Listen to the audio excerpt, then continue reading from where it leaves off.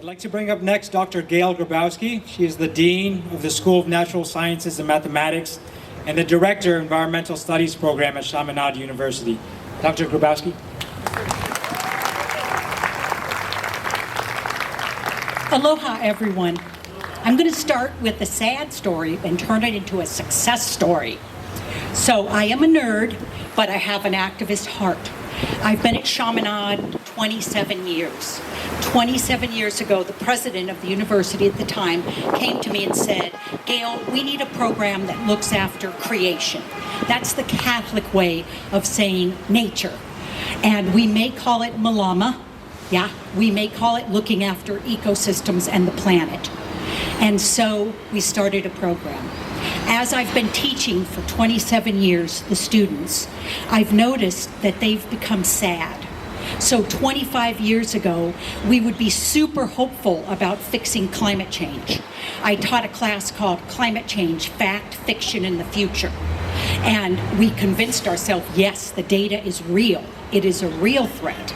Then maybe 10 years later, and the class was packed, but the students were hopeful.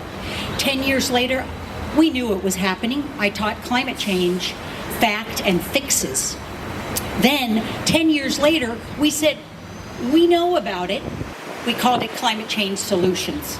But what has happened, everyone, is the young people have gotten sad. Yeah, there are papers written now about eco-fatigue or climate guilt. And this is the same thing respecting nature as it is respecting all people. It's a heart of respect. And so I've actually had to start giving them papers to read. How do we cope? How do we make change? And guess what the answers are of some of the latest? Because the psychologists are actually thinking that this might cause mental illness. Every time I throw my trash bag down the chute of my condo, I'm like, oh boy, this is not going to last forever. We've got to fix this. And so what the papers suggest is just what's happening here, is that we need to hooey up. We find our people. Yeah, that helps us not feel the grief. And the second thing, I've heard everyone say it, is to be an activist, to educate and to do. So all of us from our different walks of life here, we have our ways to be drops of water and be the ripples. Now to the success story. So 20 years ago, I was appointed as education representative to what's now Papahanaumokuakea. Do you guys know about that place? Yeah. Yes, I love that. So it is an amazing success story, guys. It is, and before it was Papahanaumokuakea, before it was the Northwestern Hawaiian Islands Coral Reef Ecosystem Reserve, it was a sacred place to the Hawaiians. There are many, many archaeological sites up in those islands. Moku Mana Mana actually has the Hawaiian Stonehenge. The Hawaiians knew that it was right at the Tropic of Cancer. And there is much lore about how important that place was. And then came along, guys, 6 presidents. 3 of them were Republicans, believe it or not. 3 of them were Democrats. Theodore Roosevelt said, we are killing the seabirds up there. We need to stop this miliary, industry where people wanted feathers in their hats. So he protected it. Then that was followed by some actions by Lyndon Johnson. Then Bill Clinton declared it the Northwestern Hawaiian Islands Coral Reef Ecosystem Reserve, and the area was protected to 50 miles out.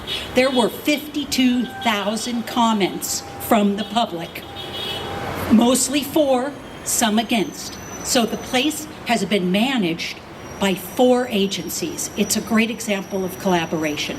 The Office of Hawaiian Affairs, the State Department of Land and Natural Resource, the U.S. Fish and Wildlife Service in the Department of the Interior, and in the Department of Commerce, NOAA. Now, you all know the challenges that nature is facing right now under the administration, and what's happening to science, to funding science. So I just wanted to explain to everybody what an amazing place it is. I hope you guys know that. It is now, as a result of George W. Bush making it a national monument, as a result of it becoming a World Heritage Site for culture and biology, And then finally, Barack Obama in 2016. You guys, hundreds of comments. It is protected to 200 miles out. We know from the fishing data that there's what's called a spillover. We're catching more fish at the edges now, more tuna. We're making the quotas early. In addition, guys, 90% of the species in the deep ocean there are only found there. And so there are some challenges, but it's a place where we work super hard, and we being all the agencies, to keep it pristine, yeah? And what I'd like to say is we did have to make some good trouble there. The first time that we had this administration, they were attempting by executive order to mine for the manganese nodules, as well as to maybe find oil. And so the entire advisory council, which has 15 members, Hawaiian elders, conservationists, scientists, citizens at large, we wrote a 12-page letter, and it took some time.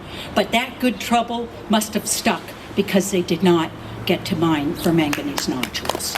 Yeah, so my final message is, let's keep looking after creation, looking after nature, Malama, and we can do it. It does take effort, but there are some big success stories right here in Hawaii. Thanks so much.